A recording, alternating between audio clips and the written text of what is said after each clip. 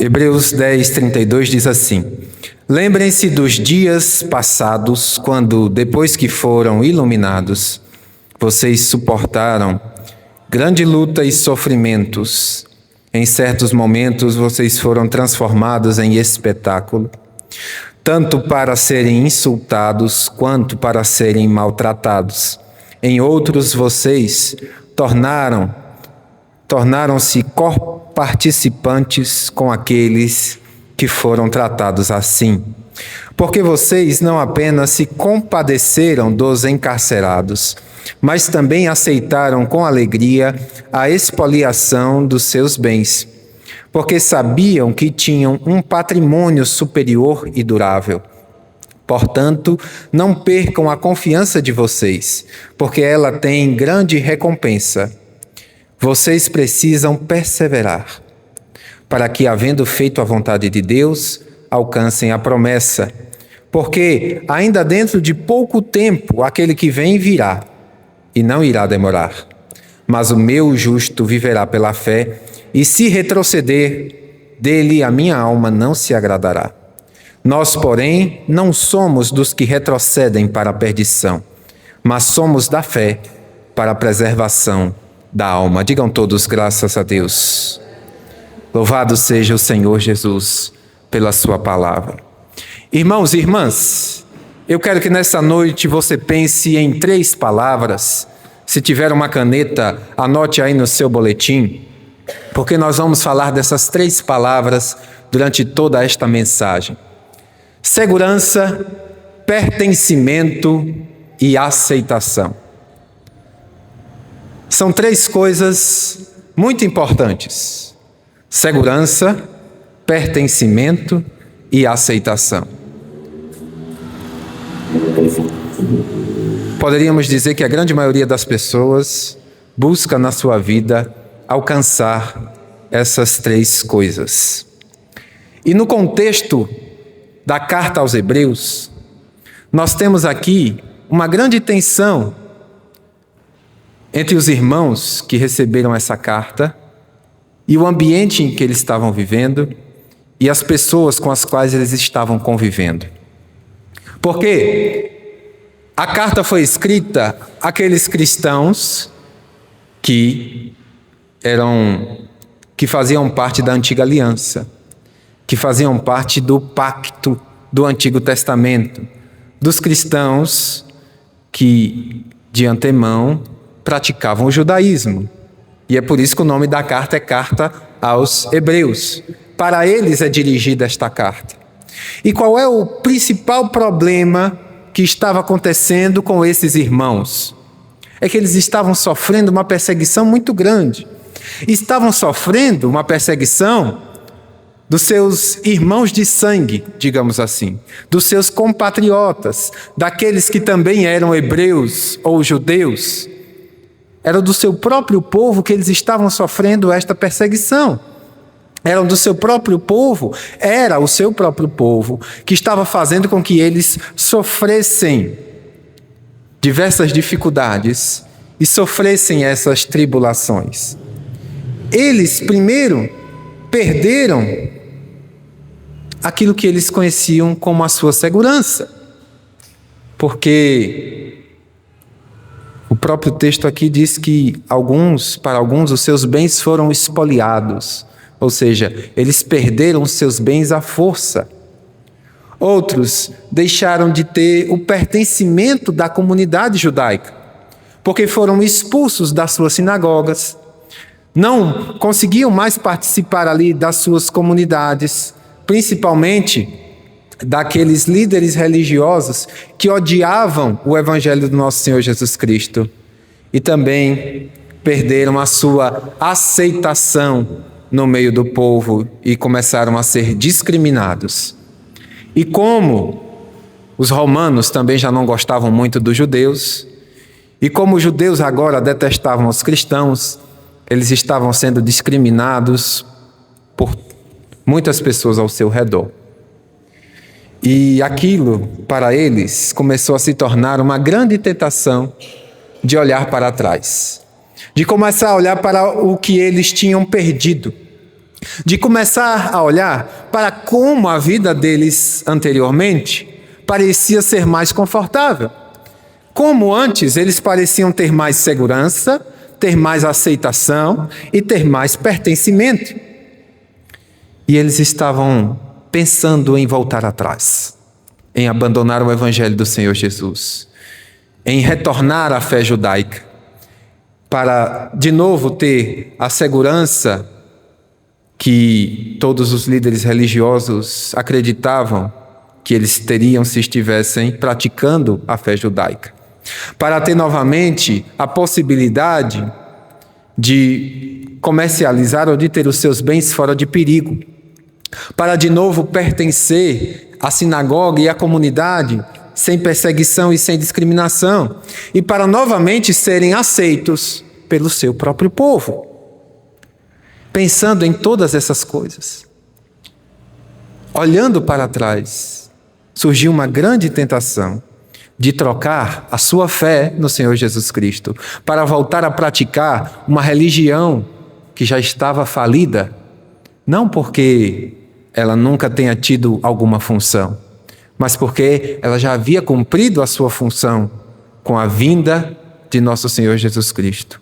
Com Jesus tendo cumprido a lei, tendo se sacrificado pelos nossos pecados e tendo ressuscitado, e agora este sacrifício é suficiente para que nós tenhamos comunhão com Deus. Então, nenhuma daquelas práticas litúrgicas, nenhum daqueles sacrifícios e daquele antigo pacto se aplica agora para aqueles que estão em Cristo Jesus. O que se aplica para os que estão em Cristo Jesus é a fé no sacrifício de nosso Senhor Jesus Cristo. É a firme convicção e a declaração sincera de que o Senhor Jesus Cristo é Deus, é o nosso Senhor, e a confiança nessa verdade é o que nos transmite a salvação dada pela graça de Deus.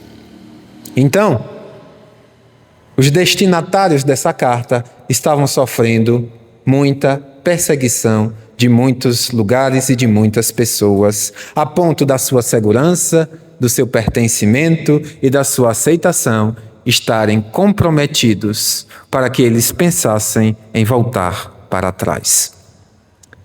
Essa tentação de trocar aquilo que é eterno, aquilo que é completo, aquilo que é perfeito, pelo temporário, acometeu eles de uma maneira muito forte. Porque eles começaram a pensar no conforto que era praticar a religião judaica, em como era mais fácil quando ninguém perseguia eles, enquanto eles se sentiam mais integrados aos seus grupos e às suas próprias comunidades, antes de declararem que agora serviam ao Senhor Jesus. E começaram a se perguntar: será que vale a pena seguir servindo a esse Jesus? Mas a pergunta correta que eles deviam estar se fazendo é: será que vale a pena trocar aquilo que é eterno por algo que é temporário? Será que vale a pena deixar Jesus para ter mais conforto, mais comodidade, mais segurança, mais pertencimento e mais aceitação das pessoas que estão ao meu redor? Eu creio que você sabe a resposta desta pergunta. Mas eu quero ler para você também, no capítulo 11, versículo 24, o exemplo de um homem que não fez isto que os hebreus estavam querendo fazer. Escute, Hebreus 11, 24. Pela fé Moisés, sendo homem feito, recusou ser chamado filho da filha de Faraó, preferindo ser maltratado junto com o povo de Deus a usufruir prazeres transitórios do pecado. Ele entendeu que ser desprezado por causa de Cristo era uma riqueza maior do que os tesouros do Egito, porque contemplava a recompensa. Moisés, quando homem feito, porque enquanto era criança, não tinha como definir os seus próprios rumos, Mas no momento em que ele se tornou um homem, dono das suas decisões, ele se recusou a ser príncipe na corte do Egito e decidiu ser maltratado junto com o seu povo, junto com o povo de Deus, junto com o povo que no Egito estava sendo escravizado, junto com o povo que estava sendo maltratado porque tinha sido feito o escravo dos egípcios. E perceba o que ele diz aqui. Ele preferiu ser maltratado junto com o povo de Deus, a usufruir dos prazeres transitórios do pecado. Ele entendeu que ser desprezado por Cristo era uma riqueza maior do que os tesouros do Egito, porque contemplava a recompensa. Moisés, irmãos e irmãs, ele tinha acesso às riquezas, ao status e à pompa do maior reino do mundo na atualidade. Na verdade, naquela época, né? Na atualidade, não. Do maior reino do mundo naquela época. O Egito era a maior nação, a mais poderosa nação da terra nesta época. O Egito seria o que atualmente hoje é os Estados Unidos. Controlava a maior parte do dinheiro, a maior parte das transações comerciais do mundo. Então Moisés poderia permanecer na corte. Moisés poderia continuar sendo tratado como um familiar direto do rei do Egito.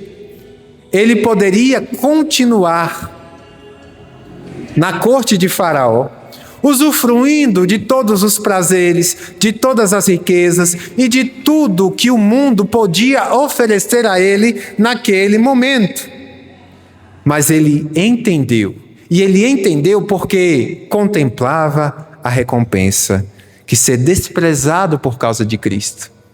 Você deve estar se perguntando, como é que Moisés sabia que ser desprezado por causa de Cristo era melhor, se Cristo não tinha nem vindo ainda?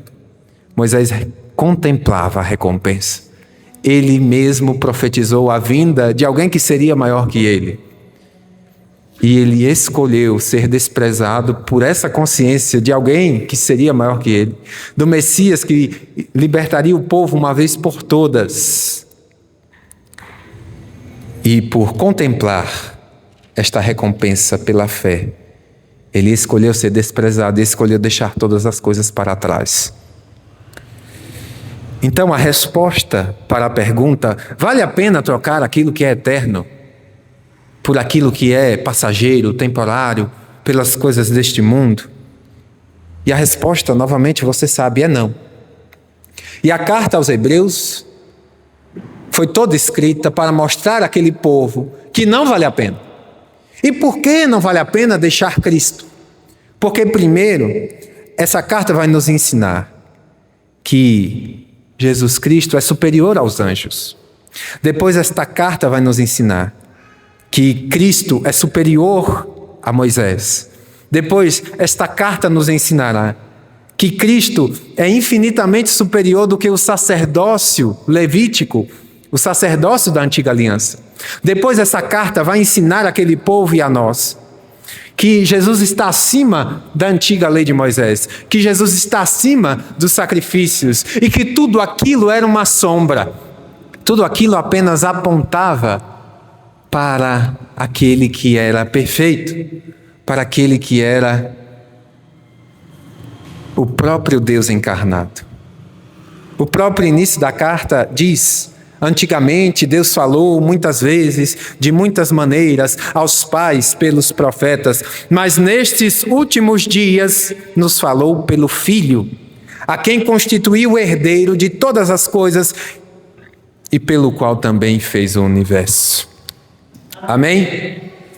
É o Cristo em que você crê, que é o herdeiro de todas as coisas, por ele foi feito o universo, e ele é infinitamente superior a qualquer das coisas que os hebreus poderiam ter acesso naquela época, e você pode ter hoje. Amém? Então, o autor de Hebreus vai nos revelar aqui, vai nos dizer, vai pedir aos hebreus: lembrem-se dos dias passados, quando depois que foram iluminados, vocês suportaram grande luta e sofrimentos. Aqui ele está dizendo a esse povo: olha, a luta e o sofrimento para vocês não é novidade, então se lembrem desse momento. Lembrem do momento em que, quando vocês receberam a Cristo, a fé dentro do seu coração era tão viva e vocês conseguiam contemplar de maneira tão potente a recompensa, que os sofrimentos, que as grandes lutas não abalaram a fé de vocês. Porque no momento em que vocês sentiram a transformação, no momento em que vocês foram iluminados por nosso Senhor Jesus Cristo, no momento em que vocês foram capacitados pelo Espírito Santo, essas lutas e esses sofrimentos foram suportados por vocês. No 33 ele diz: em certos momentos vocês foram transformados em espetáculo, tanto para serem insultados, quanto para serem maltratados. Em outros vocês se tornaram coparticipantes com aqueles que foram tratados assim. Porque vocês não apenas se compadeceram dos encarcerados, mas também aceitaram com alegria a expoliação dos seus bens, porque sabiam que tinham um patrimônio superior e durável. Em outras palavras, o que o autor de Hebreus está dizendo, na minha mente só vem querer dizer Paulo, viu, gente? O que Paulo está dizendo? A gente não sabe quem escreveu Hebreus, mas Paulo escreveu tanta carta na Bíblia que a gente fica com o nome dele na mente o tempo todo. Mas o que o autor de Hebreus está dizendo aqui, em outras palavras, irmãos e irmãs, é que esses sofrimentos para eles já eram conhecidos, mas eles aceitaram esse sofrimento com alegria, inclusive a expoliação dos seus bens, porque eles contemplavam a recompensa. Amém? Contemplavam a recompensa. O problema é que, quando se deixa de contemplar a recompensa, a dor, o sofrimento e a tribulação parece se tornar grande demais. Os sofrimentos e as grandes lutas parecem ser superiores ao bônus que é servir ao Senhor Jesus Cristo, ao bônus que é estar ao lado do Senhor Jesus Cristo. Mas é sempre essencial para a vida cristã não esquecer de uma coisa: Deus não abandona ninguém. A carta de Hebreus, no capítulo 13, no versículo 5, diz assim: contentem-se com as coisas que vocês têm, porque Deus disse: de maneira alguma deixarei você, jamais o abandonarei. De maneira nenhuma deixarei você, jamais o abandonarei. Você pode ouvir a voz do Senhor Jesus Cristo, a voz de Deus Pai te dizendo nesta noite: de maneira nenhuma deixarei você, jamais te abandonarei. Você pode crer nisso confiantemente.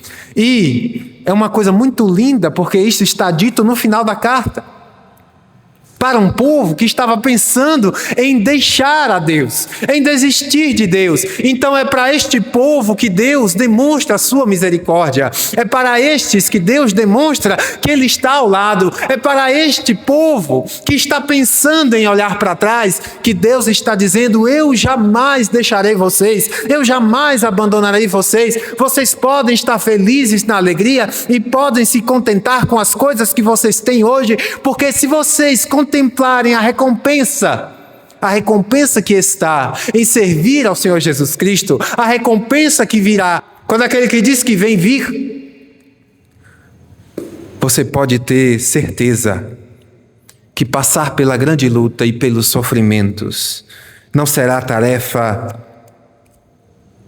muito complicada para você, mas você poderá passar pela grande luta e pelos sofrimentos com alegria no coração. Como Tiago disse: irmãos, fiquem muito alegres por passarem por muitas provações. Assim afirmaremos confiantemente, diz o versículo 6 do capítulo 13: o Senhor é meu auxílio, não temerei. O que é que alguém pode me fazer? Se o Senhor é seu auxílio, você não precisa temer, porque o que é que alguém pode te fazer? Quem é que pode vir contra você, se o Senhor é o seu auxílio? Quem é que pode te condenar, se o Senhor é o seu auxílio? Quem é que pode te afastar do amor de Deus, se o Senhor é o seu auxílio? Quem é que pode fazer que as coisas não cooperem para o seu bem, se o Senhor é o seu auxílio? Nada, nem ninguém tem poder sobre você. Amém? E aí nós partimos para o versículo 35 do nosso texto, irmãos e irmãs. Portanto, não percam a confiança de vocês, porque ela tem grande recompensa. Não perca a sua confiança no Senhor. Não perca a alegria de servir ao Senhor. Não deixe que os sofrimentos, que as tribulações e que as grandes lutas façam você querer olhar para trás. Faça com que você queira abandonar o serviço ao Senhor. Porque você serve a um Deus que jamais te abandonará. Amém? Os hebreus estavam sofrendo porque eles entendiam que a sua segurança, o seu pertencimento e a sua aceitação estavam comprometidos. Irmãos, hoje o nosso contexto é diferente. Nós vivemos em outro tempo, nós vivemos outros problemas, acredite em mim, muito menores do que os problemas que aqueles irmãos viviam, mas a tentação, ela permanece. Essa mesma tentação de achar que a nossa segurança, que o nosso pertencimento, ou que a nossa aceitação, eles foram comprometidos por servir ao Senhor. Eles foram comprometidos depois que nós passamos a servir ao nosso Deus. Existem muitos ambientes neste mundo. Existem muitos não, né? Podemos dizer que todos os ambientes desse mundo, em algum nível, são hostis ao Evangelho e à vontade de Deus. Mas existem lugares em que a hostilidade nem se disfarça mais, em que as pessoas odeiam tudo que tem a ver com Deus, tudo que tem a ver com Cristo. Esses dias ganhou notoriedade nas redes sociais uma promotora num evento que não era nem público, era um evento de uma entidade privada, que disse que se sentiu totalmente ofendida porque havia sido atropelada por uma oração cristã, dizendo que aquilo era inconstitucional, que era inconcebível. Ela não suportou ver, num evento de uma entidade privada, ser feita uma oração. Tamanha é a hostilidade que muitas pessoas, em posições de poder, têm ao Evangelho do Senhor Jesus Cristo. Tamanha hostilidade existe ao Evangelho do Senhor Jesus Cristo em muitos ambientes. Mas talvez não tenha sido nem entre o círculo dos poderosos que você sentiu segurança, pertencimento ou aceitação serem comprometidos. Talvez tenha sido no seu círculo mais íntimo, no círculo da sua família, no círculo dos seus amigos. Parece que aquele ajuntamento com aquelas pessoas não combina mais. Parece que as coisas que você fazia ou frequentava anteriormente não combinam mais com a sua nova vida, e às vezes você pode estar pensando que perdeu alguma coisa. Em muitos momentos isso pode doer no nosso coração. Mas a verdade é que por mais que algum relacionamento seu, algum ambiente seu tenha sido comprometido, ou você tenha perdido a aceitação, pertencimento ou segurança em alguma área da sua vida por causa do Evangelho de Cristo Jesus, o que a Bíblia nos manda fazer é preservar a nossa confiança. Amém? É perseverar para que nós alcancemos a promessa. É contemplar a recompensa de servir ao Senhor. E não só a recompensa eterna, irmãos, mas a recompensa agora. Porque o Senhor é o meu auxílio, não temerei. Quem pode fazer algo contra mim? Amém?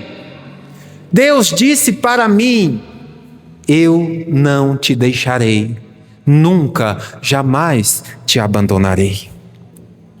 Você pode viver confiante na providência do Senhor, confiante que você tem segurança em Cristo Jesus, confiante que você pertence ao corpo de nosso Senhor Jesus Cristo, que você pertence à família da fé, e confiante que você é aceito por Deus pelo sangue do Senhor Jesus Cristo. Então, esta segurança, este pertencimento, esta aceitação são infinitamente superiores do que qualquer segurança que o dinheiro neste mundo pode dar, do que qualquer pertencimento em qualquer grupo ou comunidade que você possa ter nesse mundo, de que qualquer aceitação de qualquer pessoa ou qualquer relacionamento que você tenha. No contexto em que você vive hoje, a resposta continua sendo a mesma. A resposta para a pergunta: vale a pena deixar aquilo que é eterno por aquilo que é passageiro e temporário? A resposta continua sendo a mesma: não vale, porque Cristo é superior a tudo, porque Cristo é superior a qualquer coisa, porque estar em Cristo é infinitamente melhor do que qualquer coisa que possa existir neste mundo. Amém? Confie no que está dito nos versos 37 e 38. Porque ainda dentro de pouco tempo, aquele que vem virá, e não irá demorar. Mas o justo viverá pela fé. O justo viverá pela fé. E se retroceder dele, a minha alma não se agradará. O Senhor não se agrada daquele que olha para trás. O Senhor não se agrada daquele que abandona. O Senhor não se agrada daquele que retrocede.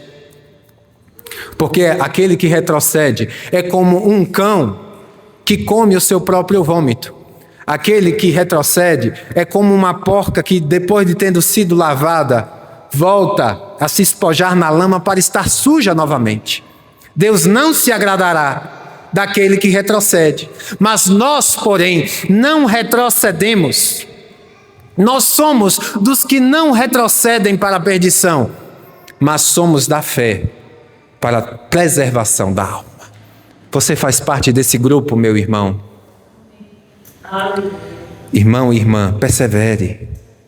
Você tem segurança, você tem pertencimento, você tem aceitação em Cristo Jesus.